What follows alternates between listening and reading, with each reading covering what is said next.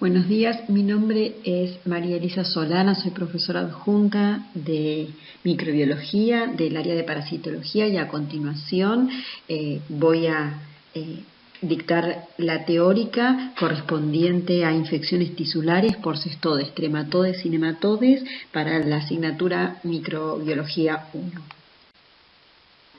Los objetivos de la clase son conocer la importancia médica que tienen las infecciones tisulares producidas por helmintos. Vamos a tratar de comprender los mecanismos de transmisión a partir del análisis del ciclo biológico. Vamos a tratar de reconocer o intentar reconocer los diferentes estadios y estructuras del ciclo biológico del parásito. Vamos a relacionar las estructuras parasitarias con el desarrollo de la patogenia. Intentaremos identificar los principales órganos blancos de estos parásitos para poder interpretar la patogenia de estas parasitosis como consecuencia de mecanismos tanto de acción directa como de respuesta inmune y mecanismos de evasión. Estos helmintos tisulares entran dentro de la currícula de nuestra asignatura, ya que muchos de ellos son endémicos en nuestro país. Debemos entonces referirnos a 4 de ellos, en particular Trichinella spiralis, Toxocara, Echinococcus granulosus y Fasciola hepática. Algunos de ellos son endémicos en países fronterizos o de alta inmigración, como Taenia solium y Schistosoman manzoni. Y en particular, como su nombre lo indica, pueden parasitar tejidos o causar patología en diferentes órganos y tejidos como el músculo, el hígado, el ojo, el sistema nervioso central y el pulmón.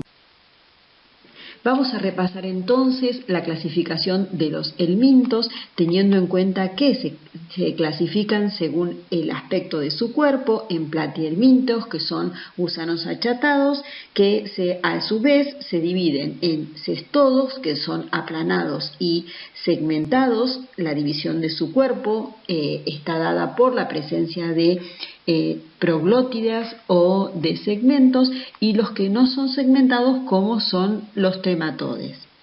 Otro grupo, que no son los gusanos o helmintos achatados sino cilíndricos, corresponden al grupo de los nematodes. Todos ellos los vamos a ver en la clase de hoy. Entonces, como les decía, esta clasificación nos lleva a decir que los nematodes son gusanos cilíndricos que tienen sexos separados, y en la clase de hoy vamos a ver como ejemplo Trichinella spiralis y Toxocara. En cuanto a los cestodes, son individuos aplanados y segmentados como presentación de la forma de su cuerpo. Son hermafroditas, es decir, que cada uno de esos segmentos presentan aparato reproductor femenino y masculino. El ejemplo es Taenia y el ejemplo que vamos a ver hoy es Echinococcus granulosus. Y trematodeos son aquellos aplanados que no tienen el cuerpo dividido en segmentos, que pueden ser hermafroditas como la fasciola o de sexos separados como el esquistosoma que vamos a ver en la clase de hoy. A continuación, entonces, vamos a comenzar hablando de patologías producidas por larvas de cestodas, y vamos a especificar o detallarnos en 2 de importancia en nuestra región. Una es la hidatidosis y la otra es la cisticercosis. La hidatidosis es producida por varias especies de Echinococcus. Uno de ellos es el Echinococcus granulosus, llamado también Echinococcus granulosus sensu stricto, que es la famosa teña del perro. También existen otros casos de hidatidosis con menor frecuencia que afectan al hombre, como Echinococcus multilocularis en nuestra región, porque sí en otras regiones del planeta, esto es en Asia y en Europa, el multilocularis es de gran importancia sanitaria. Echinococcus vogeli, Echinococcus oligartra, Echinococcus canadensis y Echinococcus ordlepi. Dentro de la cisticercosis, Taenia solium es el agente etiológico de esta patología que afecta a las personas, también conocida como tenia humana. Está presente el huevo, que posee ganchos en número de 6, por eso se llama embrión hexacanto, con 6 ganchos que van a tener una función fundamental en continuar el ciclo de vida. Entonces vamos a hablar del ciclo biológico de Echinococcus granulosus. Entonces, repasando el concepto de huésped, hospedador, hospedero definitivo, decimos que en esta parasitosis el hospedador definitivo son los cánidos, en particular los perros domésticos, vamos a ver en el caso de Echinococcus granulosus, pero para este tipo de Echinococcus por lo general son cánidos. Entonces, si son huéspedes definitivos, significa que albergan en su interior el estadio adulto. En este caso, el estadio adulto es una tenia que está formado por un escólex con ventosas y ganchos y 3 segmentos, el cual el último es grávido, es decir, está cargado de huevos. Entonces, si le damos a los perros el nombre de huésped definitivo, vamos a encontrar que en el intestino de un perro infectado van a tener cientos de estos adultos, ¿sí?, fijados a través del escólex en la mucosa intestinal. A partir de allí, en condiciones naturales, cuando el animal defeca, elimina con su materia fecal, con sus heces, huevos de Echinococcus granulosus, que van a quedar esparcidos en el ambiente. De tal manera que en condiciones naturales, en un ambiente fundamentalmente rural, donde se crían ovejas, donde se crían vacas, donde pueden existir también cerdos y en algunas regiones del planeta camellos, estos en sus condiciones de herbívoros o también de omnívoros como es el cerdo, ingieren los huevos que van a ingresar por vía oral y en estas condiciones estos huevos van a dejar en libertad el embrión hexacanto que va a atravesar el intestino y se va entonces a quedar retenido en las vísceras, fundamentalmente en el hígado, también puede ser en el pulmón, y allí comienzan el desarrollo del estadio larvario como todo ciclo biológico de un cestode. Entonces, este estadio larvario se conoce con el nombre de quiste hidatídico y entonces se va a desarrollar en estas vísceras, tiene una estructura de una vesícula cargada, de un quiste cargado de líquido, ¿sí?, y con estructuras antigénicas en el interior. En un rato me voy a detallar un poco más en eso, y entonces el ciclo naturalmente se cierra, digamos, termina cuando un animal de estos de producción pecuaria es sacrificado y de esta manera se obtienen cada uno de los productos de faena, y entonces las vísceras, que esto es el hígado, el corazón, los pulmones que no son utilizados, son brindados como alimento para los perros que conviven con el trabajador rural. De esta manera los perros comen este alimento crudo, estas vísceras crudas conteniendo estos quistes, y cada una de esas estructuras tiene la capacidad entonces, una vez que son digeridas las diferentes capas que forman el quiste hidatídico, de formar un adulto en el intestino. Entonces, este es el ciclo natural que se da en el ambiente, en donde participa, como dije, un perro o un cánido como huésped definitivo y el ganado herbívoro u omnívoro como huésped intermediario, ya sea oveja, cabras, puede ser camellos, vacas o cerdos. Nos preguntamos entonces cómo aparece el hombre como hospedador en esta patología. ¿Por qué lo estudiamos en medicina humana?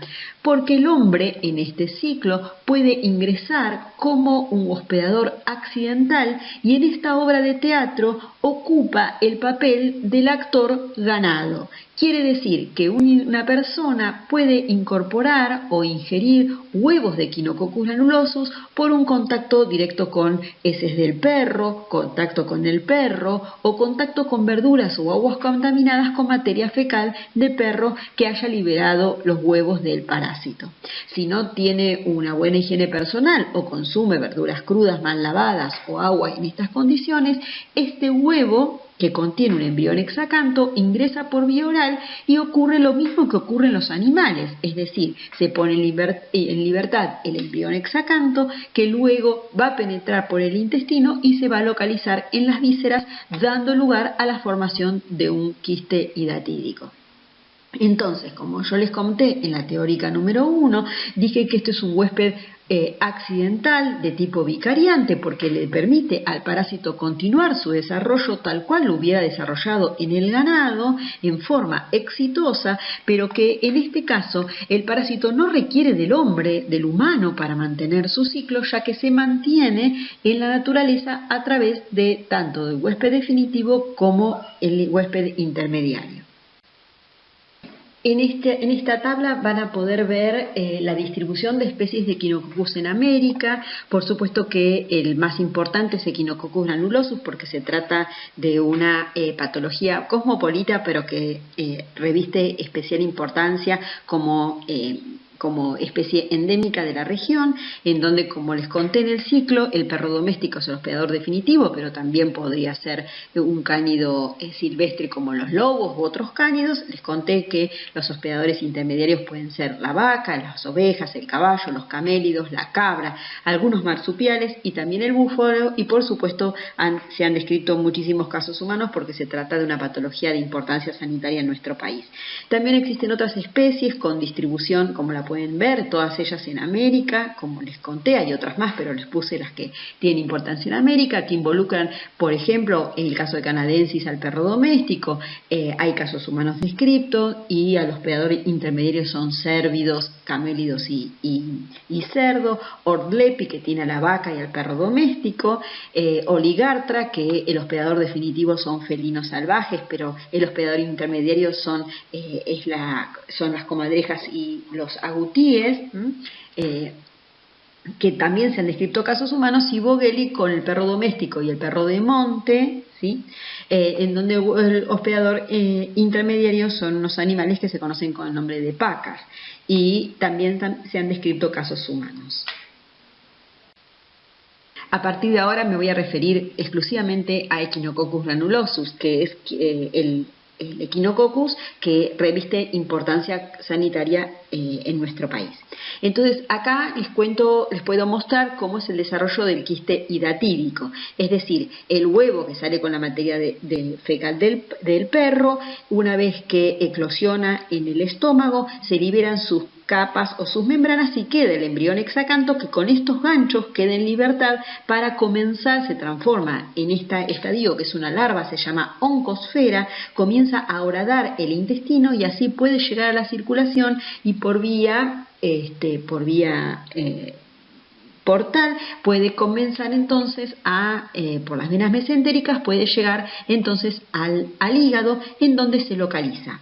A partir de allí, este embrión, esta larva oncosfera, comienza una serie de transformaciones en donde se inicia la llamada germinación, en donde se forman un complejo de capas muy especiales, con una de ellas es la capa germinativa, que se ve en el interior. A partir de esta capa germinativa, que tiene una intensa actividad metabólica, se comienzan a formar las estructuras de la hidátide, que es el nombre que recibe entonces la larva de Echinococcus granulosus. Entonces ven en el interior que de esta larva, que es líquida, y por brotación se comienza a formar una capa de membrana germinativa, y cada una de esas estructuras que se llaman vesículas y protoescólices. Ahora se los voy a mostrar con mayor precisión. Entonces, esto es lo que se desarrolla en las vísceras del humano y también de los animales. Entonces, como les contaba, acá se puede ver que se forma esta membrana que se llama membrana germinativa, y a partir de esta membrana germinativa se forma por brotación las estructuras de la hidátide. Por fuera de esa membrana se encuentra la llamada membrana cuticular o membrana laminada, que tiene el aspecto realmente como no tiene células, es como de catáfila, como las membranas de una cebolla, están todas puestas en forma concéntrica, y le permite al interior del de la hidátide comunicarse con el exterior, esto es, poder absorber fundamentalmente algunas moléculas, ¿sí? Y por fuera de ella, de esta membrana cuticular, encontramos entonces la llamada membrana adventicia, que no es más que la respuesta inflamatoria del hospedador, que termina, como es una patología de evolución sumamente crónica, termina por fibrosarse, formarse colágeno, esta inflamación, y constituye una membrana o una capa que se llama membrana adventicia. Entonces, repito, esta hidátide o este quiste hidatídico está formado por una capa que es la membrana adventicia, que está aportada por la reacción inflamatoria y luego fibrosada o fibrótica del huésped, y un componente parasitario que es la hidátide. La hidátide presenta una membrana externa llamada membrana laminada o laminar o cuticular y una membrana germinativa a partir de la cual se forman las estructuras de la hidátide.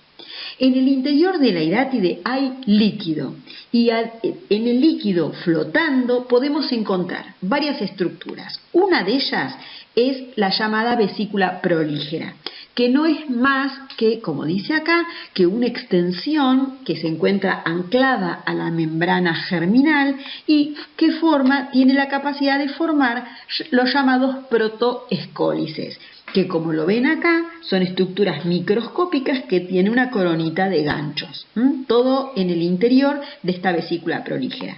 Esta vesícula prolígera puede quedarse anclada a la membrana germinal o prolígera, o puede quedarse flotando o nadando en el interior de la hidátide. A veces se rompe y quedan flotando en el interior de la hidátide los protoescólices que vemos acá. O si no, se pueden romper y pueden aparecer estos ganchos que formaron parte de los protoescólices. Cuando la hidátide o el quiste hidatídico es de larga data, se puede ver que en el interior de esta hidátide la llamada vesícula hija, que tiene absolutamente todos los componentes de la hidátide, es decir, membrana cuticular, que es la gris oscura, que vuelvo a decir carece de células, membrana germinal y adentro líquido con vesículas prolígeras y protoescólices. Entonces, esta vesícula, llamada vesícula hija porque es idéntica a la hidátide que le dio origen, es propia de quistes hidatídicos o de hidátides de larga data o viejos. Como les contaba, esta hidátide es una estructura que contiene líquido en el interior. La mayor cantidad o la mayor proporción es de agua. Como lo ven acá, el 98% está constituido por agua. Pero también vamos a encontrar lípidos, glucosa y proteínas, porque recuerden que un montón de proteínas o gran cantidad de proteínas son parte de la estructura de la hidátide, que son proteínas de secreción, porque todo esto es Echinococcus granulosus, es decir, es algo extraño para el hospedador. En esta gráfica, esto es un gráfico de cómo es una hidátide y esto es una fotografía en donde ven el aspecto laminar, ¿sí?, de la cuticular, por debajo la membrana adventicia y hacia adentro una pequeña hilera de una capa de células con mucha actividad metabólica que son capaces de generar estas pelotas que son las vesículas prolígeras que contienen muchos protoescólices. Todo esto macroscópicamente se conoce como arenilla hidatídica, es de todo lo que tiene el quiste hidatídico, porque anteriormente o previamente todos los quistes hidatídicos iban a cirugía, entonces se veía que el contenido que se lo volcaba en cualquier recipiente era no solo líquido sino también particulado. Entonces macroscópicamente se podían ver que había vesículas hijas en aquellos quistes que eran viejos, pero si ese líquido lo ponían debajo del microscopio podían encontrar escólices, ganchos sueltos y vesículas prolígeras. Todo eso constituye la llamada arenilla hidatídica. Entonces, fíjense que el crecimiento de la hidátide es sumamente lento. el 30% de los casos crecen de a 1 a 5 milímetros por año, el 43% crece de 6 a 15 milímetros por año y solo un 10% crece de 30 a 160 milímetros por año. Estoy hablando de 15 centímetros por año. Entonces, esta es la evolución, cómo va evolucionando, lo vemos en esta fotografía de microscopía electrónica, y esto es patológicamente cómo a partir del huevo comienza a desarrollarse la oncósfera, la hidátide unilocular, y luego comienza la formación de este quiste hidatídico. Con el tiempo, y a veces también con el desarrollo o con la terapia antiparasitaria, este quiste comienza a perder viabilidad, se degenera, se empieza a ver que se carga de líquido, se colapsa y en los quistes inactivos, que son los quistes viejos, se termina por calcificar. ¿Cuál es la localización del quiste hidatídico? Como ven, y las cifras lo muestran acá, el 67 al 89% de los casos, este quiste es de localización hepática, en donde se puede ver acá, ¿sí?, quistes en una tomografía de abdomen. Siempre el quiste es único, en una primoinfección. Lo que ocurre es que en situaciones particulares ese quiste se puede romper y entonces diseminar en forma contigua o a distancia el contenido de la hidátide y formar nuevos quistes hidatídicos. En una primoinfección también, en el pulmón, aparece el 10 al 15% de los casos, y es lo que están viendo acá. El resto de las localizaciones, que son vaso, riñón, en el peritoneo, en la piel, en los huesos, en el corazón, en el cerebro, en las gonadas, es minoritaria, ocupa el 10% de los casos, menos del 10% de los casos, y por lo general surgen o aparecen por rotura del quiste, por trauma del quiste primario. En este caso, acá hay una leyenda que dice que en el hueso, como el quiste no tiene capacidad de crecer y de expandirse, no posee adventicia, no hay reacción, como recuerdan, reacción inflamatoria. Entonces solamente vamos a encontrar que el quiste tiene presentación cuticular y membrana prolígera o germinativa y todos los componentes internos. En esta fotografía se puede ver también la recesión de un quiste hidatídico en una cirugía. Bueno, entonces el 60% de los quistes son asintomáticos durante años o durante toda la vida de las personas, y la sintomatología que aparece va a depender, en primer lugar, del número de quistes, porque puede haber rotura espontánea y lo que se llama en esta patología siembra, o sea, aparecen en lugares a distancia o contiguos estructuras que generan nuevos quistes. También del tamaño, obviamente se imaginarán que el tamaño que puede alcanzar el tamaño de una naranja. ¿Cuál es el órgano afectado? Va a depender la sintomatología, cuál es la localización y si aparecen algún tipo de complicaciones. Entonces acá ven otra vez la resección en una cirugía. Acá ven cómo adquiere el vaso un tamaño, el quiste adquiere un aspecto muy especial porque se tiene que desarrollar en el vaso. Por eso estoy mostrando una foto de hidatidosis esplénica, y acá ven una hidatidosis cerebral, que son casos raros pero posibles. Bueno, entonces, ¿cuál es el mecanismo patogénico? Con el tamaño que les acabo de contar, que puede alcanzar de una naranja, nos imaginamos que si eso se encuentra en el medio del parénquima hepático, comprime las estructuras adyacentes, que lo lleva a la fibrosis alrededor del quiste. Por supuesto que esto va a dar obviamente las consecuencias clínicas relacionadas, que van a ser aún más complicadas si se ocupa la ocupación o la localización del quiste es en las vías biliares, produciendo una obstrucción biliar que conlleva a la ictericia, como presentación o como signo clínico, digamos, de que hay algo que está obstruyendo el hígado. Y por último, también puede ser que haya obstrucción, de acuerdo a su localización, de la vena hepática. Por lo tanto, el paciente va a tener hipertensión portal con todo lo que esto significa, con la gravedad que conlleva tener hipertensión portal y conducir a una cirrosis. Entonces, lo que queda claro es que lo más frecuente como acción mecánica patogénica del quiste hidatídico es la compresión de las estructuras que lo rodean, es decir, las estructuras adyacentes. Pero además de eso, que tiene su gravedad, como lo acabo de describir, existe la posibilidad de que el quiste pierda su integridad y que se rompa. Entonces, a partir de allí, este quiste puede producir la llamada hidatidosis secundaria, que no es más que la siembra de estructuras del quiste hidatídico y el desarrollo de nuevos quistes en localizaciones distantes o adyacentes.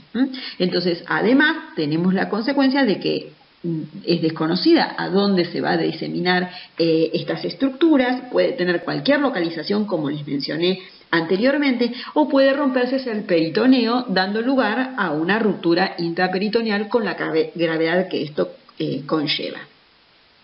Pero no solamente es un tema desde el infectológico, en el cual el quiste se disemina y puede originar nuevos quistes, sino que además existe una patogenia secundaria a una respuesta inmunológica.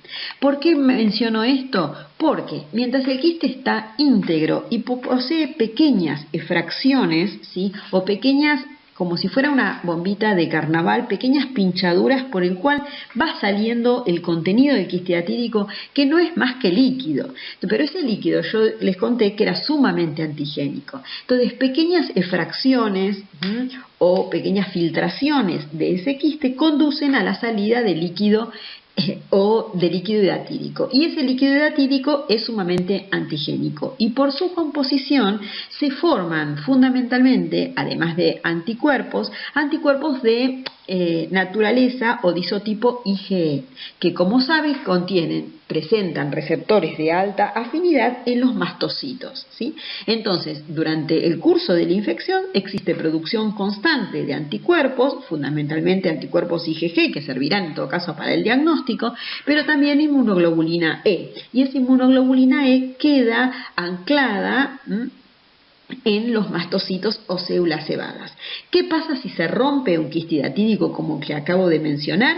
Existe siembra secundaria, pero también hay un encuentro masivo con el contenido que existe adentro del quiste hidatídico.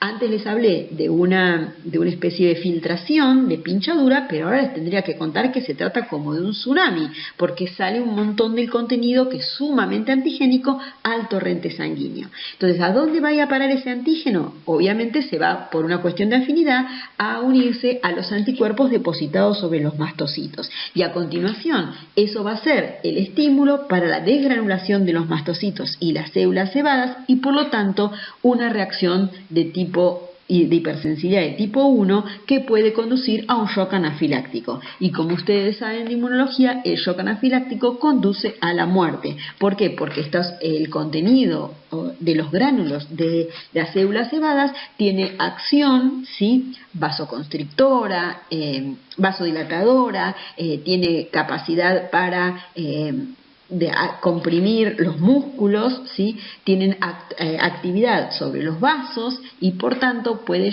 conducir a la muerte del paciente.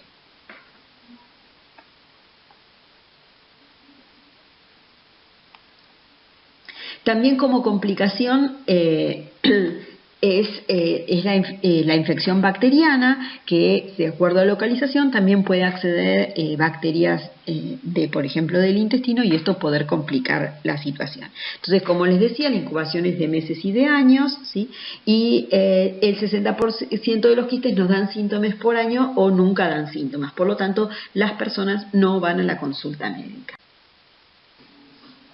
En esto que ven acá es la respuesta inmune que está regulada por la hidátide, en donde vemos que se producen, para las oncoferas son capaces de producir una respuesta inmune, pero esta respuesta inmune le servirá para que una vez que un individuo esté infectado, inhiba o controle o neutraliza la siguiente infección, porque sería de esperar que una persona que está en un ambiente en donde hay transmisión de Echinococcus granulosus pueda volver a infectarse. Entonces nos preguntamos, ¿por qué no hay nuevos quistes y hay un solo quiste único? A no ser que este se rompa, porque existe una respuesta protectora que frena o neutraliza la llegada de nuevas oncoferas. Sin embargo, también debemos decir que no es suficiente que esta respuesta inmune también, en el caso de los protoescolex, que dijimos que aparecen ante la rotura, pueden generar respuesta de tipo inmune, especialmente de inmunoglobulinas.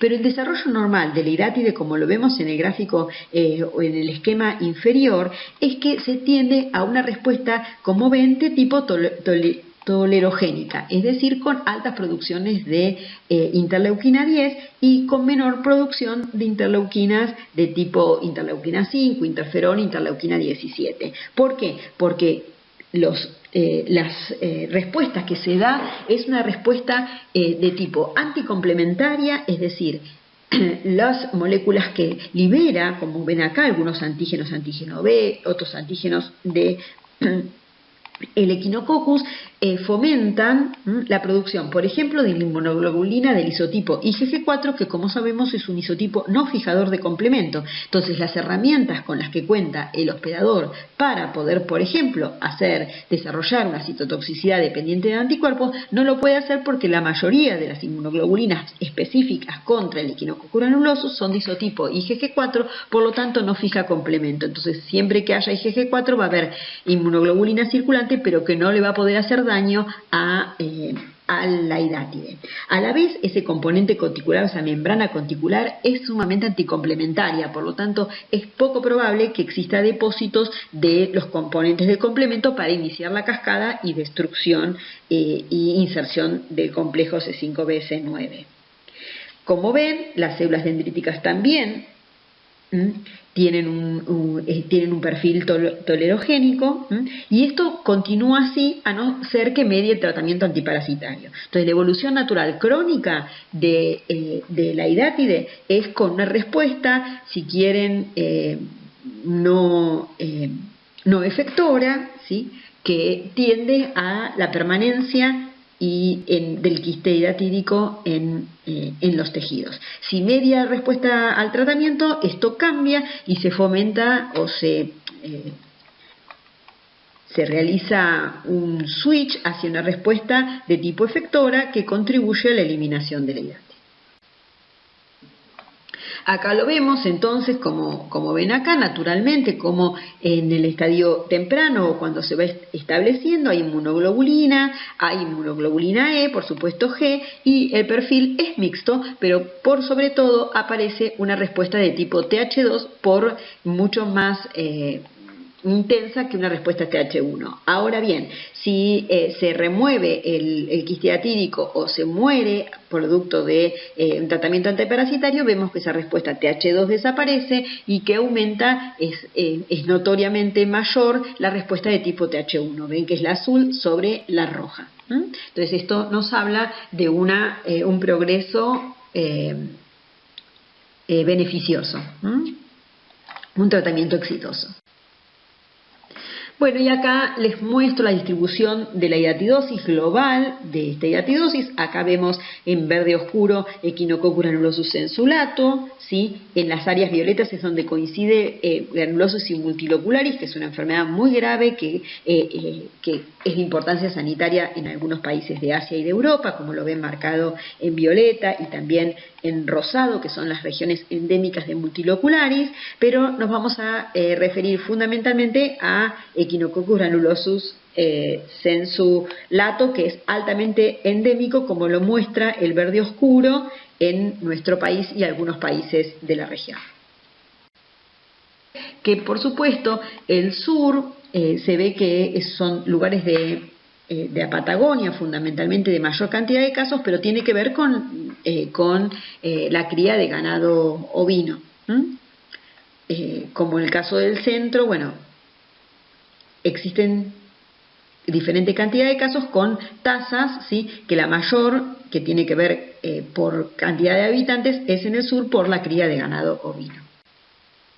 Bueno, ¿y cómo se previene la hidatidosis? Bueno, en primer lugar, tratando de cortar la transmisión a partir de evitar este tipo de costumbres o de hábitos, que es dar de comer a los perros con vísceras provenientes de faenas, ¿sí? Entonces, una es esa, otra es evitar que los perros infectados puedan llegar en zonas endémicas a las huertas y de esta manera contaminen tanto las verduras como aguas cuando haya cuerpos de agua cercanos. Entonces, acá se muestra, es una estructura recomendada en donde se dice que luego que el trabajador rural faene el animal en cuestión, las vísceras que no usan deben ser incineradas o enterradas en un pozo sanitario lo suficientemente profundo para que el animal no lo pueda desenterrar. Y en lo posible en un sitio o en un galpón o en un establecimiento separado en donde los animales no tengan acceso, o si no con una cerca que no le permita su acceso. Entonces, como dice acá en el epígrafe de la figura, la hidatidosis es una enfermedad que está asociada con áreas de producción ganadera, en especial ovina y caprina, que poseen, por supuesto, una infraestructura sanitaria que no es deficiente, es decir, que es deficiente, que no tiene ni salas para hacer este tipo de actividades que es la faena, ni redes de agua potable que contribuyen a la diseminación, o pozos para la eliminación de vísceras. Entonces también la gente no conoce la enfermedad o no le da la importancia merecida y existe una importante población de perros que no cuentan con la atención veterinaria adecuada. Recordando que la profilaxis pasa por la educación, por la vigilancia epidemiológica, es decir, de un estado presente que pueda notificar este tipo de patologías, que es una enfermedad de notificación obligatoria, el control de las faenas por parte del SENASA, cambio de hábitos, que es lo más complicado, una legislación adecuada y el control y tratamiento farmacológico de los perros infectados. Recuerden que el veterinario nos dice, nosotros cada 6 meses tenemos en las ciudades que desparasitar a los animales. Bueno, fíjense, entre 3 y 6 meses, acá dice que cada 45 días los perros tendrían que ser desparasitados en forma masiva para evitar la aportación de Echinococcus granulosus adultos en su intestino. Y después les tengo que contar los 2 proyectos de vacunación del ganado para evitar el desarrollo de hidatides en el ganado. El más reciente se ha dado en el ganado ovino en Río Negro en 2017. Se trataron de proteínas recombinantes clonadas a partir del ARN mensajero de las oncósferas, y se han producido anticuerpos protectores que neutralicen la entrada y evitaba que se desarrollaran los parásitos en los tejidos. La protección fue de un 83 a un 99%, fueron ensayos controlados, multicéntricos y aleatorizados, llevados a cabo por el programa de control de hidatidosis de Chubut y el laboratorio de parasitología molecular de la Universidad en Australia. Sí, pero de no ser así, y existe un consumo familiar de ellos, estos cisticercos, si son consumidos por carne, por personas, mediante carnes insuficientemente cocidas o mediante chacinados, van a dar lugar, el cisticerco, al desarrollo de una tenia adulta de los 5 metros que nosotros ya estuvimos hablando en el seminario número 1, en el seminario número 5. Esta tenia solium, vuelvo a decir, infecta a una persona susceptible con su escólex, su cuerpo, y liberando proglótides. Bien, pero ¿qué pasa si esta persona no tiene una buena higiene personal y realiza el llamado ciclo ano-mano-boca? Es decir, incorpora huevos de Taenia solium a partir por vía oral, ya sea por una mala higiene personal o por consumo de aguas o verduras contaminadas con huevos de Taenia solium. Bien, si la persona incorpora o ingresa o consume alimentos conteniendo huevos de Taenia solium, es de esperar que lo que desarrolle es el siguiente estadio ontogénico, que no es más ni menos que las larvas. Entonces, en esta situación, el humano desarrolla larvas. ¿Cómo se llaman las larvas de Taenia? Cisticercos. Entonces, la patología humana, producto de la localización de larvas en los tejidos de las personas, se llama entonces cisticercosis. Entonces, fíjense qué diferente es de la patología teniosis. El parásito es el mismo, Taenia solium. El mecanismo de infección es diferente. La teniosis se produce por consumo de carnes contaminadas, ¿sí?, infectadas con cisticercos, y la cisticercosis se produce por consumo de agua, verduras o mala higiene personal de huevos de Taenia solium. ¿Estamos? ¿Por qué es importante esta patología? Porque estas larvas o cisticercos en el hombre se ubican en diferentes tejidos, pero hay uno que le da a esta patología una gravedad extrema, que es el sistema nervioso central, a tal punto que esta patología se conoce con el nombre de neurocisticercosis, es decir, la cisticercosis con localización en el sistema nervioso central.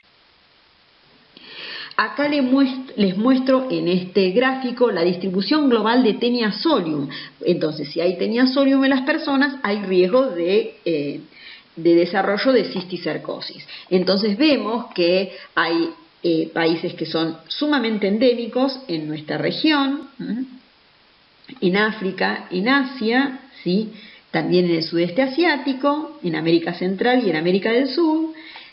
Otros que se sospechan que son endémicos, y en países como el nuestro que son casos de importados, que hay individuos con casos importados. Bueno, ¿cuál es la estructura del cisticerco? A diferencia del Echinococcus granulosus, pueden ser múltiples. Son vesículas que tienen un escólex invaginado, el escólex de la Taenia, invaginado de la Taenia solium, en su interior. Este es el llamado cisticerco de tipo vesicular. Acá lo vemos, estas son las paredes de la vesícula, y acá vemos el escólex en el interior. Es un corte transversal, son grandes, por lo tanto en un solo campo no lo vamos a ver, son grandes, se ven a simple vista los cisticercos, ¿sí?, y se puede ver el interior. Esto forma parte del escólex. Acá se ven las ventositas del escólex, y estos son partes de la circulación para nutrir al escólex. Pero el cisticerco de Taenia solium también tiene una forma que es una forma media aberrante, les diría, porque carece de escólex invaginado, solo posee membranas.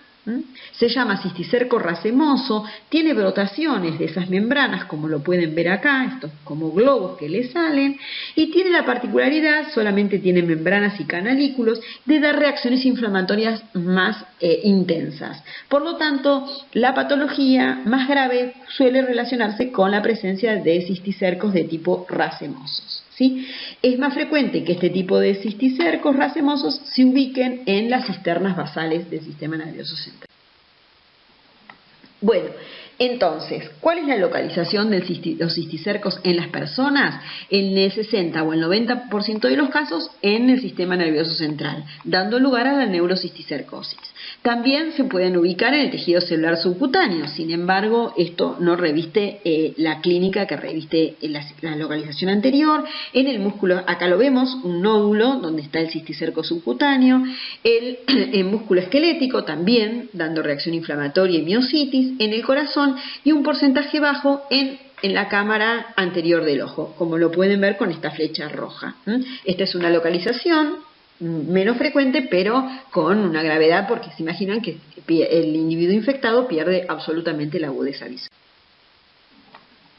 Bueno, ahí vemos cómo a partir de la llegada de la oncósfera, que recuerdan que estaba dentro del huevo que consumieron las personas, se produce una licuefacción interna y se forma una invaginación, y a partir de allí un escólex, y se forma el cisticerco, como lo ven acá, ¿sí?, en esta localización. Acá lo ven, múltiples cisticercos, estos agujeritos que ven, el punto blanco es el escólex invaginado. Esto es como se lo ve macroscópicamente, y esto microscópicamente. Ahí está el cisticerco que les mostré antes, y ven estos dos redondeles violetas, son las ventosas. Y tendría que pueden haber ganchos porque tenía solium. Esto es una resonancia magnética nuclear del cerebro de una persona infectada. Todos estos agujeros, como con saca bocado, son cisticercos, múltiples infecciones con diferentes localizaciones. Bueno, como les contaba, el cisticerco en el sistema nervioso puede tener diferentes localizaciones. Una puede ser el parénquima cerebral.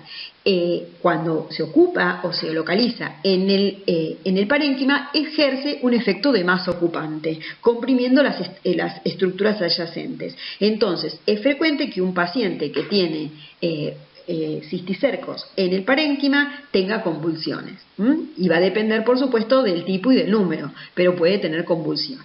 Otra localización no es el parénquima, sino en cavidades ventriculocisternales y en el espacio subaracnoideo. Entonces, en este caso, lo que hace el cisticerco es impedir el flujo normal del líquido cefalorraquídeo. Entonces, produce una obstrucción mecánica y el paciente puede tener hidrocefalia e hipertensión endocraniana, ¿sí? Entonces, es probable que refiera también intensas cefaleas. Por supuesto que además de las convulsiones pueden tener también signos de foco, de acuerdo a la localización del cisticerco en diferentes áreas del parénquima. Entonces, en forma general, pero esto no es exclusivo, debemos decir que los racemosos, que eran los más graves, se localizan en los ventrículos y cisternas basales, mientras que los celulosos se localizan en parénquima, fundamentalmente en corteza y en la sustancia blanca. Ahora bien, es importante mencionar que cuando ingresa o se forma el cisticerco, no existe una clínica inmediata, porque también este cisticerco es de evolución crónica. Una vez que empieza a morir, y esto es intrínseco del cisticerco, comienza la reacción inflamatoria, y que cuando comienza esa reacción inflamatoria producto de la degeneración del cisticerco, comienza la clínica. Entonces comienza esta inflamación y la inflamación es la que conduce a la clínica. Entonces es sospechoso un paciente que es joven, que tiene una salud normal, que comience con situaciones, episodios convulsivos de adulto, porque las patologías neurológicas comienzan en temprana edad.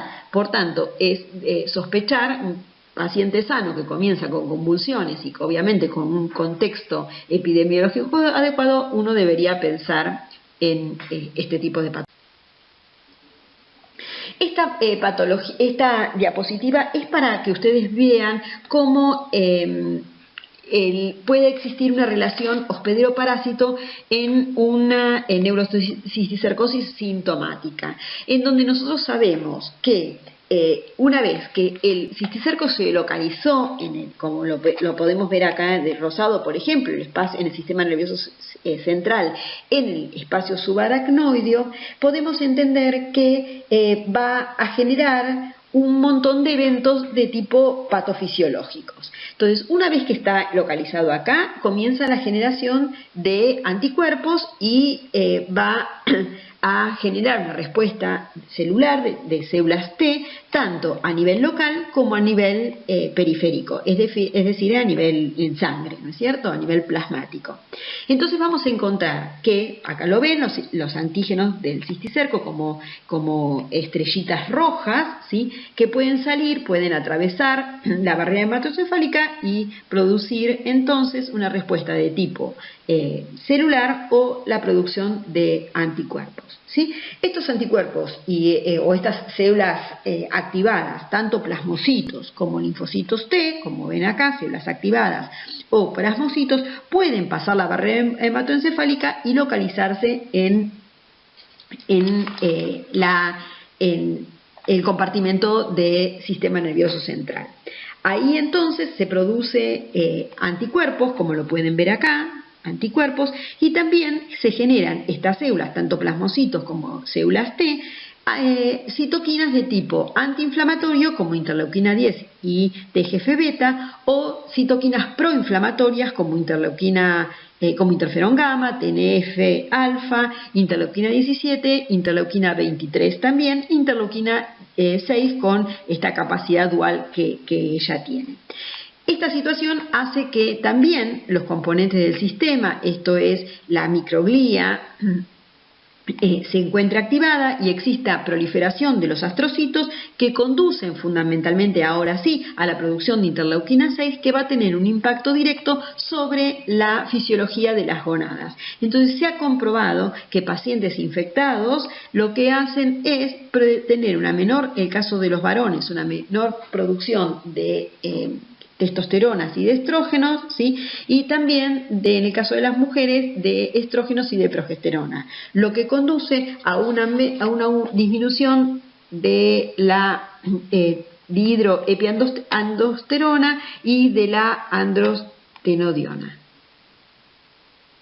Entonces, este es un claro ejemplo de cómo una infección produce una alteración en un microambiente muy particular, que es el inmunológico, y cómo se relaciona con la fisiología, tanto nerviosa como endocrina.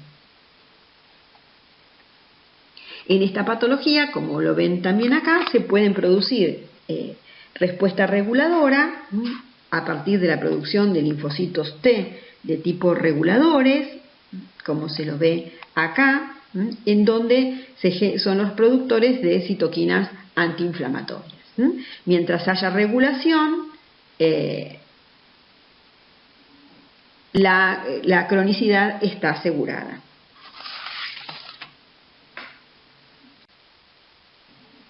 Bueno, las profilaxis de esta patología está relacionado con evitar el consumo de cerdos, de carne de cerdo infectada. Hay países en donde se vende esta carne en estas condiciones más baratas, entonces la gente piensa que se puede comprar esto y hervirlo y de esta manera la carne se vuelve segura, y a veces la cocción es ineficiente y estos quistes siguen manteniendo viabilidad. Entonces acá lo ven, la cría de cerdos, ¿sí?, en condiciones insalubres conduce a que la gente se encuentre más expuesta a este tipo de infección, que es la teniasis, y por supuesto que la falta de agua potable tiene que ver con la posibilidad de cisticercosis. Por eso cuando a un paciente se le diagnostica cisticercosis, se le pide un parasitológico, porque es probable que él también o su entorno sean el portador de Taenia solium. Y esto que ven acá es la lengua de un animal, en donde cómo se hace la revisión veterinaria para ver en la lengua la presencia de cisticercos. En el caso de que posee positivo, sea animales decomisados.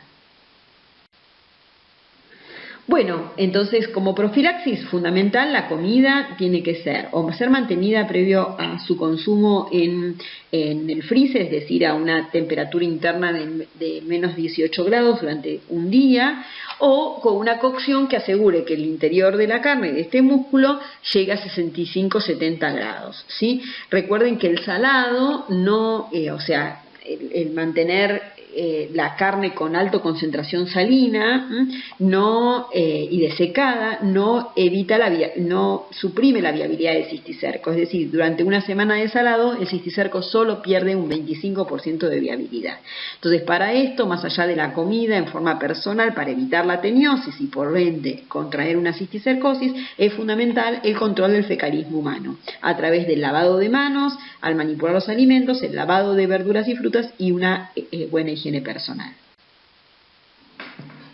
Bueno, a continuación entonces seguiremos hablando de los paratelmintos, pero de los helmintos que no son segmentados, es decir, de los trematodes. Son helmintos adultos aplanados dorsoventralmente, que carecen de un tubo digestivo completo, que tiene una cutícula, una cubierta espinosa que lo rodea, que tiene un tegumento de tipo sincicial, es decir, con un montón de núcleos, con un sincicio, sin separación celular.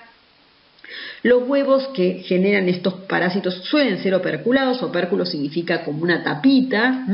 Tienen todos ellos un ciclo biológico indirecto, significa que acá vamos a encontrar seguro huésped intermediario y huésped definitivo, y el huésped intermediario suele ser un molusco, que es un molusco pulmonado, que son los caracoles. Acá ven el ejemplo de algunos de ellos, en este caso es fasciola hepática. Fíjense que el cuerpo no está separado en segmentos, que tiene el aspecto de una hoja, que tiene ventosas oral, como la ven acá, y ventosa ventral, que le permite fijarse a los tejidos y desplazarse. Son hermafroditas. Ellas tienen 2 centímetros, o sea que se la puede ver a simple vista, y su ubicación en el hospedero definitivo son las vías biliares. Es su nombre. Entonces, otra vez, esta es una patología propia del ganado y que el hombre se trata de un hospedador accidental. Y en estas condiciones, tanto el ganado como las personas poseen o presentan el adulto en sus vías biliares. De esta manera, el adulto en sus vías biliares, que es la fotografía que yo les mencioné, acá lo pueden ver, eliminan huevos que salen con la bilis y por ende salen con la materia fecal al exterior. Estos huevos permanecen viables, tienen una tapita y cuando se encuentran en un cuerpo de agua, esa tapita se abre como un cofre y deja en libertad una larva que se moviliza, es una larva microscópica que tiene cilias, por tanto se desplaza hasta encontrarse con su huésped intermediario adecuado, que es un caracol de agua dulce. Entonces, como les conté en la primera teórica, acá hay una serie de señales de señales quimiotáctiles para que exista un encuentro estocástico entre una alta probabilidad de encuentro entre el caracol y la larva. Cuando ingresa en el caracol, en los tejidos del caracol, que no me voy a poner a detallar, se transforma primero en una bolsa llena de embriones que se llama esporoquiste, sufre una transformación a redia, que es otra bolsa, otra larva de fasciola hepática que se desarrolla en el caracol y que contiene también estructuras internas, y a partir de esta redia se genera en su interior cercarias, que es un estadio larvario que tiene una colita en el extremo posterior y que por sus características abandona el caracol. Esta cola le ayuda a nadar en el cuerpo de agua y finalmente cuando alcanza la orilla de esta laguna, de este arroyo, se enquista en la vegetación. Se enquista dentro de los tejidos vegetales, por ende el ganado herbívoro, por eso están las ovejas, está las vacas, lo ingieren y reanudan el ciclo biológico. ¿Está? En el caso de los humanos pasa exactamente lo mismo, nada más que solamente está relacionado con el consumo de verduras o de vegetales que crecen en las márgenes de los arroyos. Y en el caso de los humanos se trata solamente de lo único que consumimos y que crece a las márgenes del agua, es una verdura que se conoce con el nombre de berro, con el cual se comen ensaladas, porque el berro es una verdura que ahora no tiene tanto marketing porque se lo ganó la rúcula y la radicheta, pero antes se comía muchísima rúcula, es una verdura que se consume como ensalada exclusivamente y que son entonces, pueden estar infectadas por cercarias, esto se llama metacercarias de fasciola hepática, y la manera de recolección, más allá de que ahora hay mecanismos de hidroponía, etcétera, etcétera, era la recolección en cuerpos de agua naturales. Bueno, acá está con las fotos el miracidio, cómo ingresa en el caracol. Es un caracol muy pequeño, ¿sí? Acá esto que ven abajo justamente es el berro. Es un caracol muy pequeño en el cual se desarrolla, les decía, los esporoquistes y las redias, y de allí salen las cercarias, que ven que tiene la ventosita con esta cola, se llama leptocercaria. Y luego cuando toca el vegetal ingresa y se enquista, y de esta manera cuando es consumido por el huésped definitivo, de allí sale una larva que termina odistoma, que se termina o culmina en los tejidos, fundamentalmente las vías biliares, como adultos. Y estos son los adultos que, por ser hermafroditas, ponen huevos que salen con los líquidos biliares, con la bilis. Bueno, ¿cuál es la distribución? En las áreas endémicas, fundamentalmente Chile, Bolivia y Perú. En la Argentina podemos decir que hay caracoles desde Ushuaia a La Quiaca, o sea que en todos lados hay caracoles de este género que se llama Limnea. y que es responsable, es el huésped intermediario, no hay otro caracol que pueda alojar este parásito, y que afecta fundamentalmente la producción pecuaria. Si bien es una enfermedad que afecta a los humanos, le importa y le interesa muchísimo al productor ganadero, porque el ganado no tiene el rinde que debe tener debido a la presencia de este parásito en sus vías biliares. El aumento de los casos es en el verano, y en el caso de los humanos la transmisión más frecuente es a través del consumo de berro, que es lo que ven acá, y en segundo lugar ingesta de dientes de león, que es esta planta tan común con las florcitas amarillas que, si ven el canal Gourmet, se lo promueve como también para consumo de ensaladas. En tercer lugar es la ingesta de agua que contenga accidentalmente metacercana. Bueno, entonces acá vemos el ciclo de fasciola hepática, y vamos a relatar los mecanismos patogénicos, teniendo en cuenta que lo primero que acontece es que una vez que ingresa la metacercaria, esta se desenquista en el duodeno, atraviesa la pared intestinal y por vía peritoneal es capaz de alcanzar la cápsula de Gleason, es decir, por estas ventosas que le permiten su traslado, llega a la cápsula de Gleason, es decir, el recubrimiento hepático, y a partir de allí atraviesan el parénquima hepático hasta localizar un ducto, es decir, una vía biliar, y allí es donde se diferencia a estadio adulto. Entonces, esa larva, que se llama distoma, produce una acción irritativa, lesiona el parénquima, porque estos parásitos producen un alto nivel de proteasas para poder, más allá de trasladarse con la ventosa, para ir pudiendo digerir los tejidos, destruir los tejidos y poder localizarse en su sitio definitivo, que son las vías biliares. Entonces, el distoma joven, es decir, la larva, produce la lesión del parénquima hepático a partir de una acción irritativa y de la secreción de proteasas, pero una vez que se localiza en los canalículos biliares, tiene la capacidad de sintetizar gran cantidad de prolina, lo que fomenta por parte de los tejidos la síntesis de colágenos de tipo 1 y tipo 3. Entonces se produce una intensa fibrosis, una hiperplasia de las vías biliares, como lo pueden ver, todo este recubrimiento de color lila alrededor de este distoma. Esto que ven acá es un ducto biliar que contiene un corte transversal de un adulto de fasciola hepática, y vean la intensa reacción fibrótica que tiene la vía biliar. Esto produce obstrucción y por ende la patología biliar asociada, con fenómenos de colestasis, etc. Bueno, nos toca entonces hablar, teniendo en cuenta esta enfermedad, que seguramente la fasciolosis hay más de lo que conocemos, es una parasitosis muy subregistrada, pero que debemos tener en cuenta porque la epidemiología puede ser frecuente en nuestro país. Nos toca hablar de esquistosoma manzoni.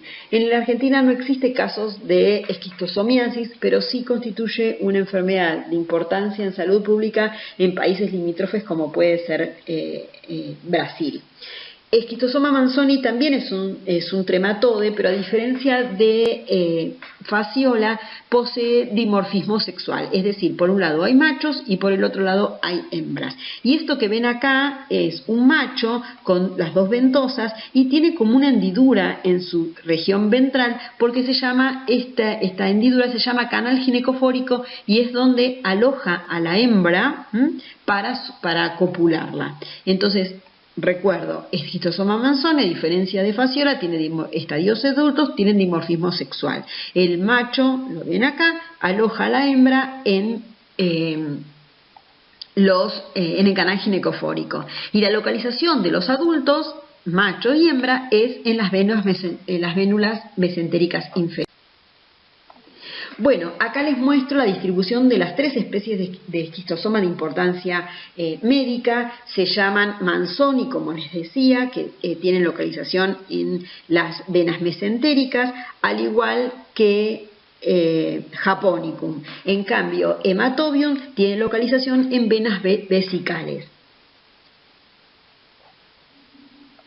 Hematobium tiene localización o produce localización en venas de la vejiga. Bueno, el número de personas con riesgo de infectarse en el mundo es de 700 millones y puede dar una patología muy grave. Esta patología, a diferencia de la fasciolosis, se transmite de manera percutánea, es decir, que el parásito ingresa por la piel. En esta diapositiva se puede ver el ciclo biológico de Schistosoma manzoni. Debemos recordar que Schistosoma manzoni es un parásito que se encuentra tanto machos como hembras, porque es un parásito dimórfico, en las venas mesentéricas. A partir de la copulación, la hembra abandona al macho, que se encontraba ubicada en el canal ginecofórico, y se dirige hacia el intestino a depositar los huevos. Estos huevos tienen un impacto sobre la respuesta inmune, de tal manera que se fomentan o se promueven eventos angiogénicos y otros cambios en el microambiente intestinal que favorecerían la salida del huevo a la luz intestinal. Esto ocurre en, diríamos, el 20 al 50% de los huevos depositados por la hembra. El resto queda retenido en el intestino o bien es llevado con la circulación portal hacia el hígado. En el caso de los que salen por el intestino, son vehiculizados al exterior con la materia fecal, y en el caso que encuentren un cuerpo de agua, van a desenquistarse, o mejor dicho, eclosionar, y van a dejar en libertad una larva que se conoce con el nombre de miracidio, que, como en el caso de Fasciola, tiene cilias y que tiene la finalidad de encontrarse con su huésped intermediario, que es un caracol del género Bionfalaria. En el interior de la Bionfalaria, el parásito se desarrolla a nuevos estadios larvarios, dando lugar a 2 generaciones de un estadio que se llama esporoquiste, que se multiplica por reproducción asexual. Una vez completado el desarrollo del interior de los esporoquistes, se forman cercarias que abandonan el caracol y, gracias a que tiene la cola bifurcada, también conocidas como el nombre de furcocercaria, nadan activamente hasta encontrar la piel de una persona en el cual pueda ingresar activamente. Recordemos que el único hospedador definitivo de esta parasitosis es el humano, por lo tanto no constituye una zoonosis, ya que no tiene otros huéspedes en la naturaleza. Esta furcocercaria ingresa activamente por la piel, pierde la cola y en la circulación se transforma en esquistosómula. Esta esquistosómula, finalmente, luego de realizar un ciclo de migración sistémica, se culmina su desarrollo como parásito adulto en las venas mesentéricas. Y así se completa el ciclo de Schistosoma manzoni. Vean en el extremo inferior de la pantalla que se ven los huevos de las diferentes especies de esquistosoma, teniendo en cuenta que Schistosoma manzoni se lo distingue por la presencia de una espícula lateral. En el caso de Hematobium, la espícula es apical, y en el caso de Schistosoma japonicum no presenta espinas. ¿Por qué es una enfermedad grave que en algunos casos puede tener un desenlace fatal? Porque una vez que queda retenido el huevo en los tejidos, fundamentalmente, como dije, en la mucosa intestinal o en el hígado, genera una reacción inflamatoria. En esta localización, estos huevos secretan antígenos. Sin embargo, estos antígenos son comunes a los que presenta o que secreta la esquistosómula durante su trayecto previo al establecimiento del parásito en las venas mesentéricas. Esto conduce a que el paciente o el individuo se encuentre sensibilizado, y una vez que se establece el huevo y comienza la secreción de antígenos, es convocada una respuesta inflamatoria mayoritariamente formada por macrófagos. Estos macrófagos son de fenotipo alternativo, no tienen la capacidad de activar una respuesta proinflamatoria, sino que por el contrario tienen un perfil alternativo de la vía de las arginasas. ¿Recuerdan? Además de macrófagos, podemos encontrar que todo el entorno es de tipo TH2, porque existe una respuesta adquirida ya en estas instancias dirigida hacia la vía TH2. También podemos encontrar eosinófilos y además de linfocitos, como dije, y en algunos casos también mastocitos.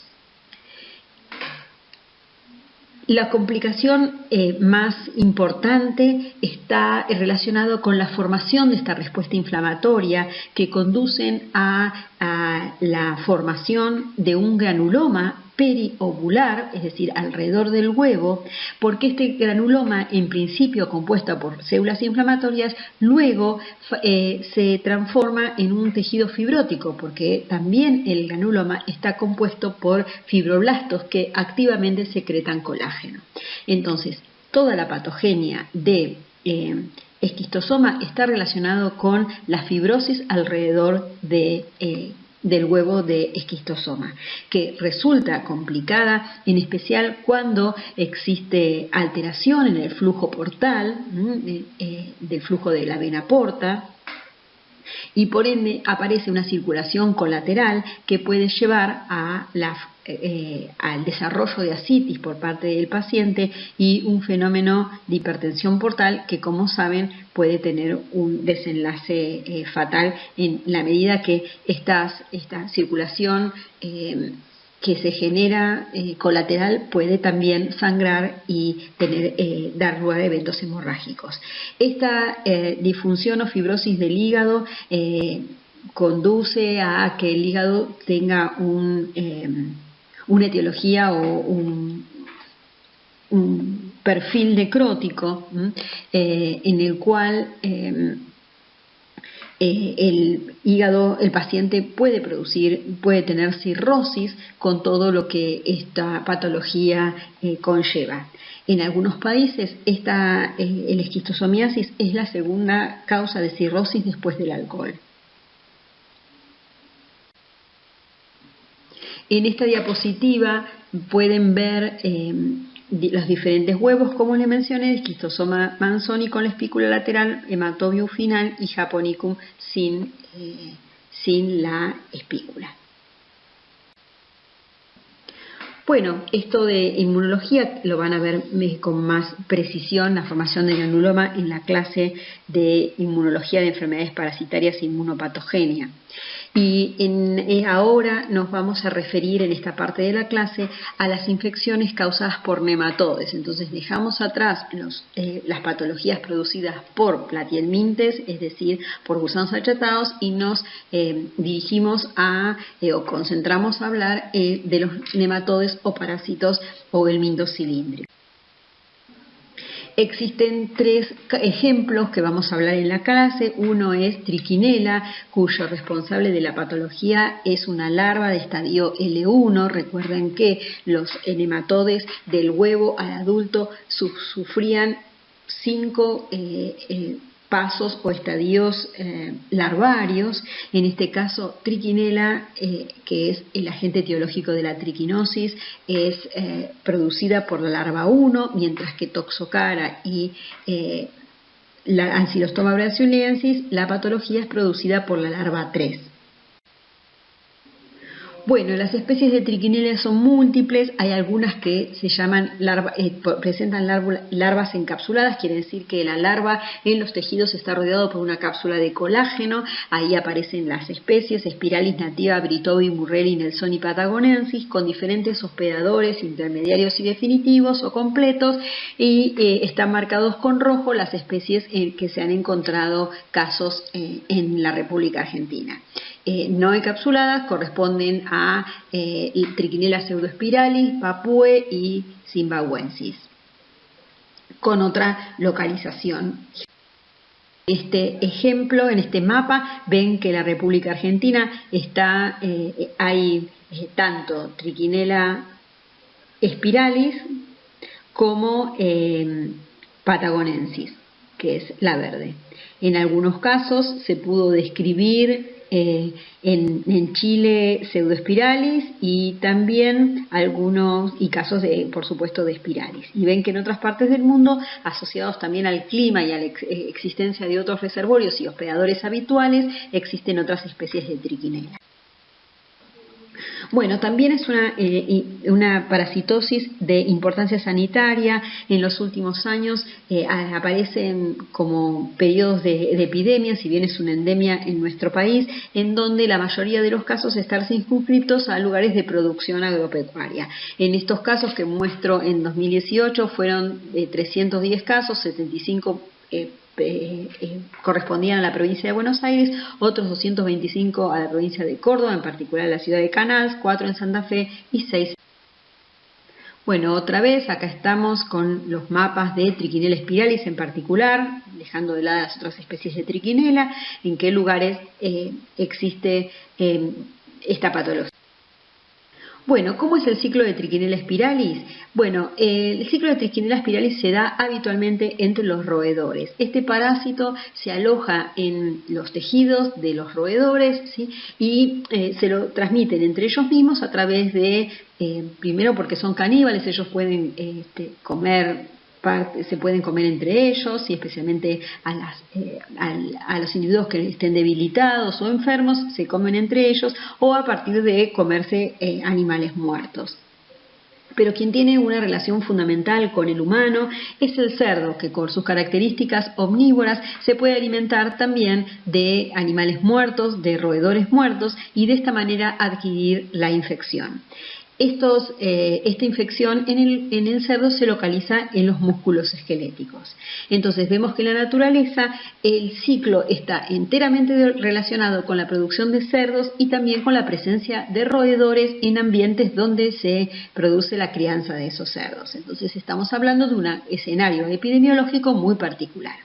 ¿Cómo se engancha el humano en este ciclo? A través del consumo de carne de cerdo. ¿Cómo? Mal cocida, o lo que es más habitual, en forma de embutidos, que como saben, los embutidos que son los chacinados, las longanizas, salames u otros fiambres no sufren cocción, sino que son carne o músculo del animal estacionado durante un tiempo y muy condimentado.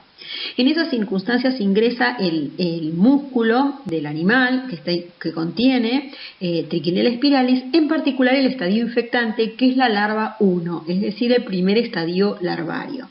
Esa larva, una vez que pasa la barrera gástrica y es digerida, cada una de los tejidos y también de la cápsula de colágeno que la rodea, queda en libertad e ingresa en la mucosa intestinal.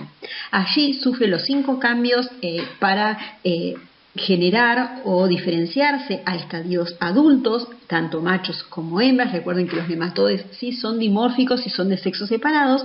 La hembra es fecundada por el macho y en estas condiciones no pone huevos, sino que los huevos quedan dentro del útero y salen larvas, ¿sí? Por su poro genital salen larvas recién nacidas.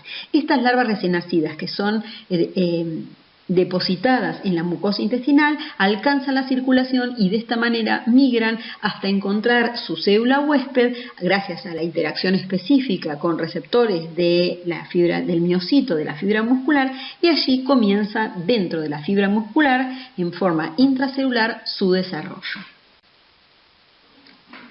Este es un esquema un poco de lo que pasa en el humano, en donde vemos cómo entró la larva, cómo se pone en libertad, cómo es capaz de ingresar entre las criptas de Lieberkühn para desarrollar adultos, y una vez que es copulado ven estas pequeñas larvitas que son que llegan a la circulación y que se diseminan hasta alcanzar la fibra muscular, que es donde su célula huésped habitual, por excelencia, tiene un tropismo diferencial, y allí comienzan su desarrollo y va a quedar en esta situación hasta su muerte o hasta intervención médica.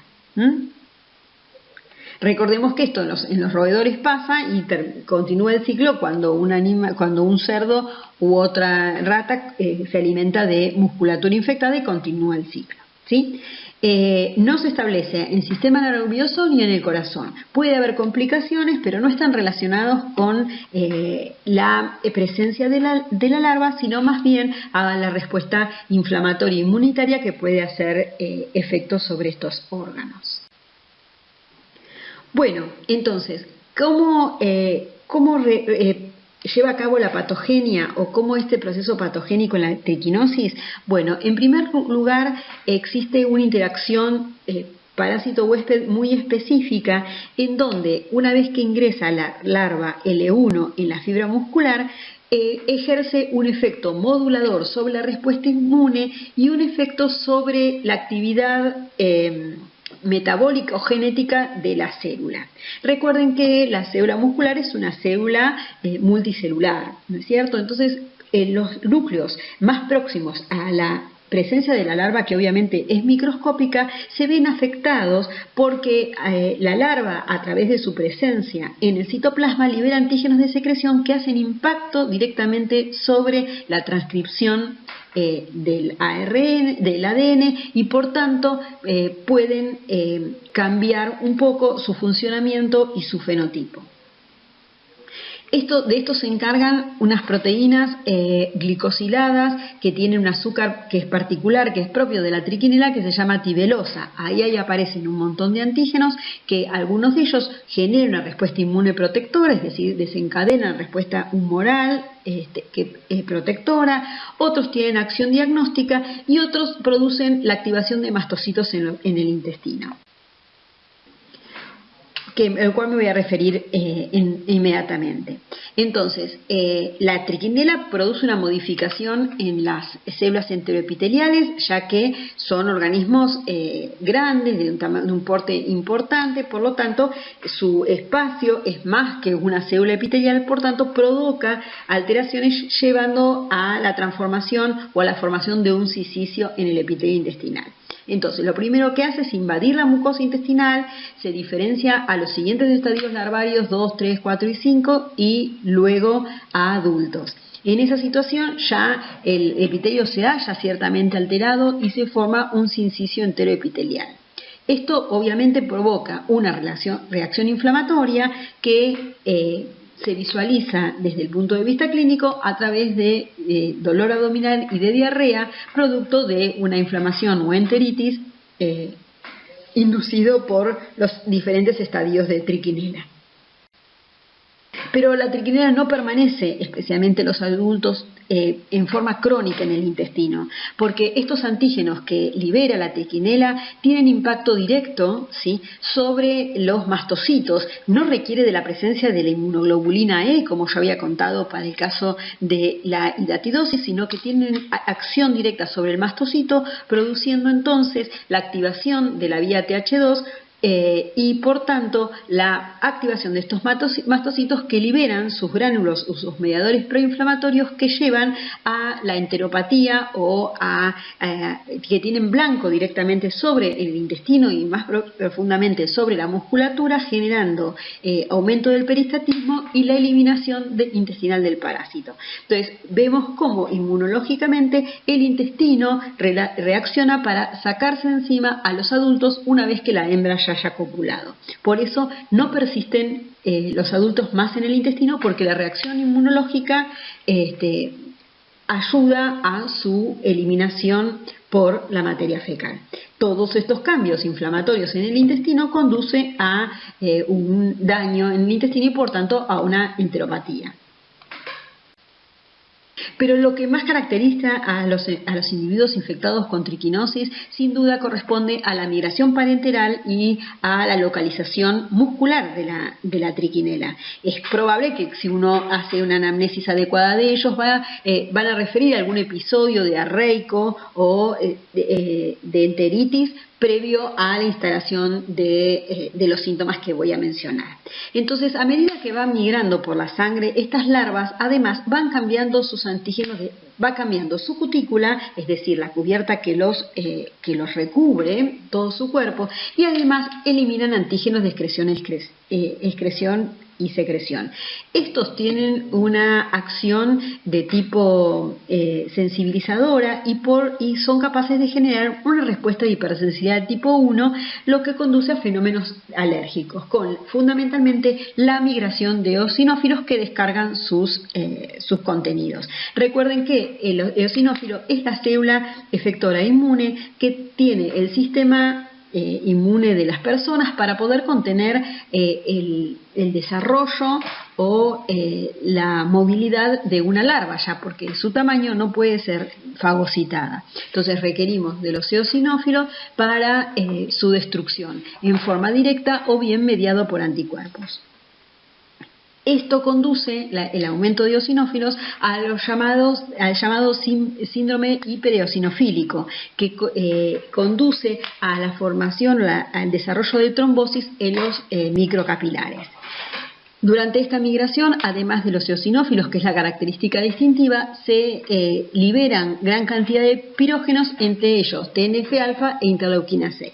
Entonces, estos pacientes en esta fase van a tener fiebre, edema, producto de la liberación de péptidos vasoactivos por parte de las células inflamatorias, fundamentalmente mastocitos. Entonces, estos pacientes tienen edema, como lo pueden ver, en los dos ojos, bipalpebral y bilateral. Pueden tener hemorragias subunguales y también inyección conjuntival o conjuntivitis.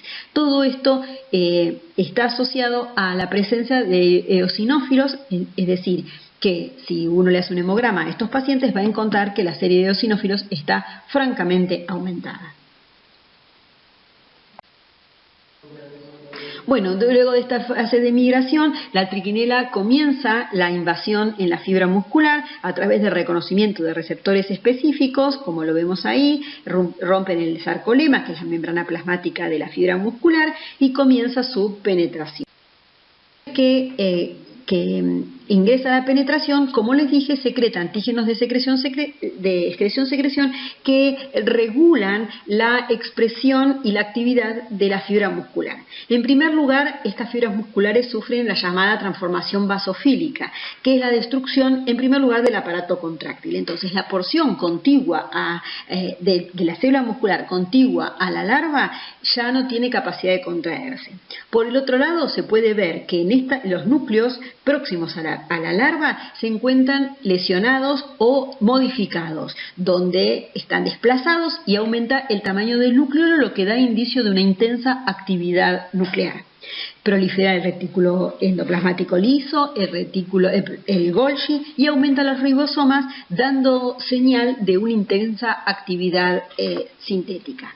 Aumenta el tamaño de mitocondrias, por lo tanto se pareciera esta parte de la fibra muscular una fábrica que está trabajando en función de este capataz que es la triquinela, y se ve un aumento en los niveles de ADN y ARN. ¿Para qué?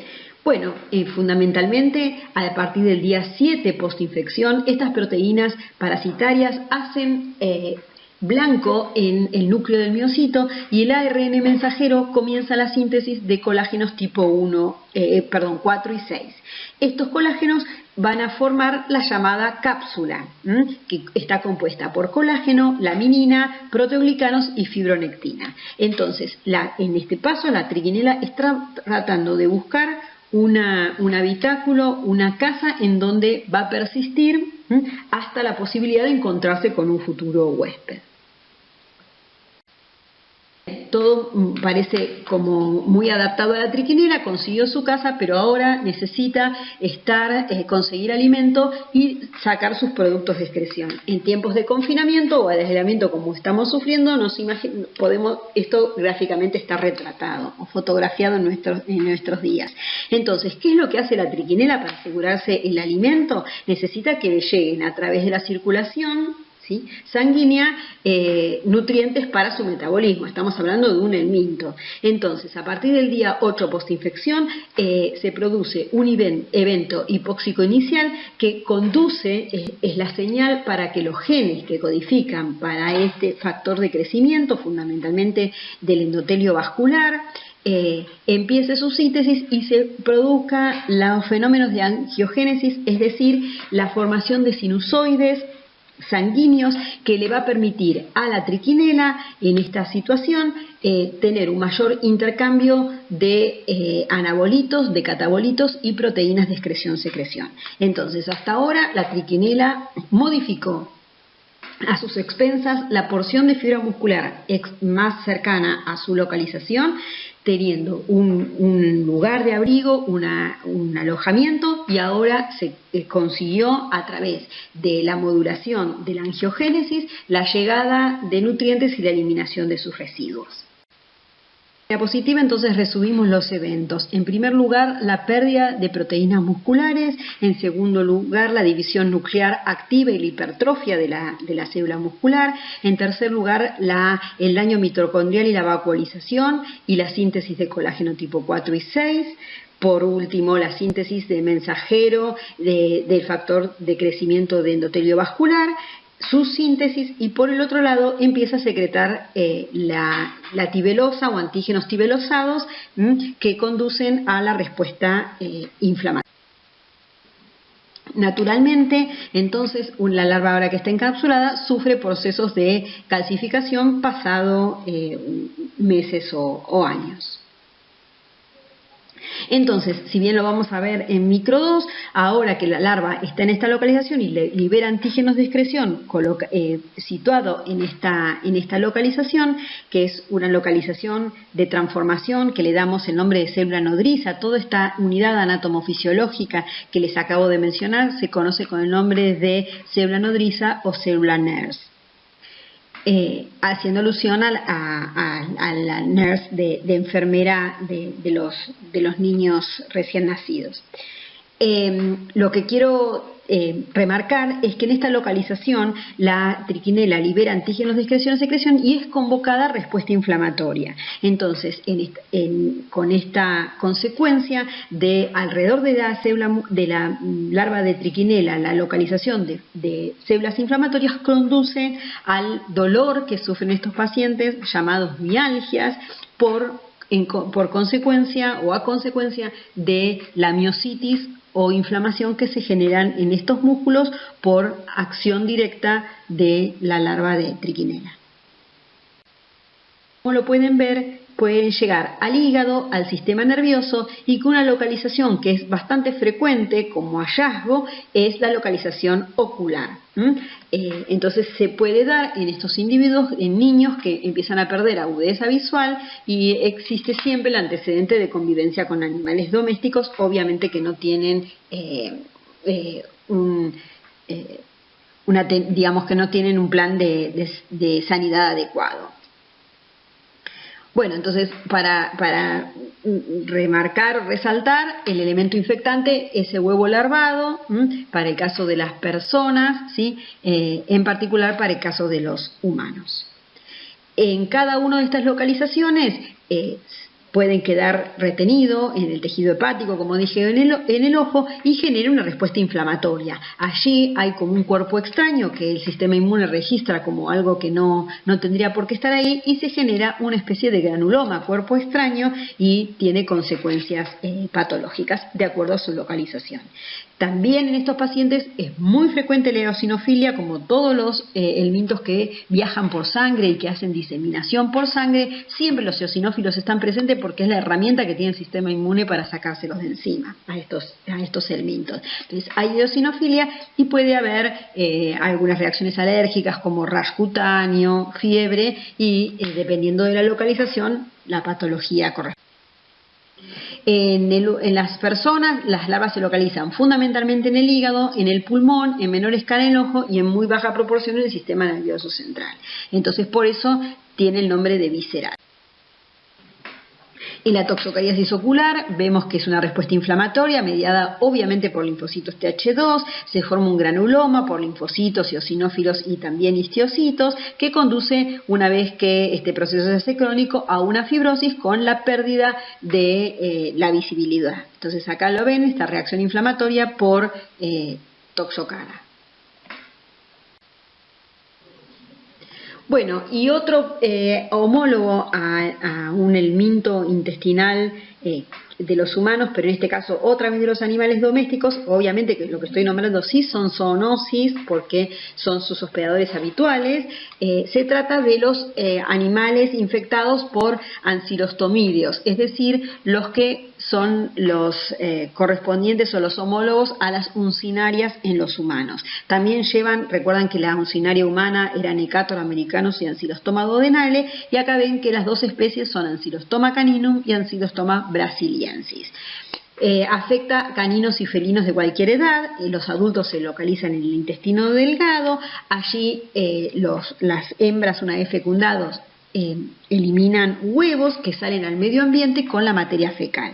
Como las uncinarias, esos huevos en el ambiente se transforman en larvas rhabditoides, requieren un ambiente adecuado para desarrollarse. Esas larvas rhabditoides recuerdan que se alimentaban de materia orgánica en descomposición en el ambiente, y finalmente estas larvas rhabditoides se transforman en filariformes, que es el estadio infectante. De esta manera, estas larvas filariformes vuelven a ingresar a través de la piel de los animales. Recuerden que es una larva que ingresa por vía percutánea y vuelve a dar el ciclo de luz y previo a la localización intestinal. ¿Qué pasa cuando la larva, en vez de ingresar a un perro o a un gato, ingresa en el humano? Fundamentalmente en los niños o en adultos por exposición laboral por el tipo de tarea. La larva filariforme, que secreta una colagenasa, comienza la migración por piel, pero otra vez puede registrar que se trata de un hospedador no habitual, se trata de un hospedador en este caso paraténico, no vicariante como era el caso de la hidatidosis, sino que tanto Toxocara como estos son hospedadores intermediarios o accidentales paraténicos, porque no le permiten seguir con su desarrollo al parásito, y quedan migrando a través de la piel, y alrededor de esa piel un infiltrado de eosinófilo. Como son todos helmintos, producen antígenos de secreción y generan reacciones de hipersensibilidad y un prurito muy. Entonces lo que vemos acá es la larva migrans cutánea, ¿sí?, que son estos trayectos serpinginosos en forma como de caminitos, como de serpientes, que muestran el traslado de las larvas porque no puede pasar la membrana basal de la piel, porque se trata, en el caso de los humanos, de un huésped no habitual, que además no le permite continuar con su desarrollo. Mientras tiene esta localización, entonces produce esta patología. Entonces, en modo de resumen y conclusiones, hay muchos platelmintos y nematodes que tienen la capacidad para invadir y producir lesiones en tejidos sólidos o en las vísceras.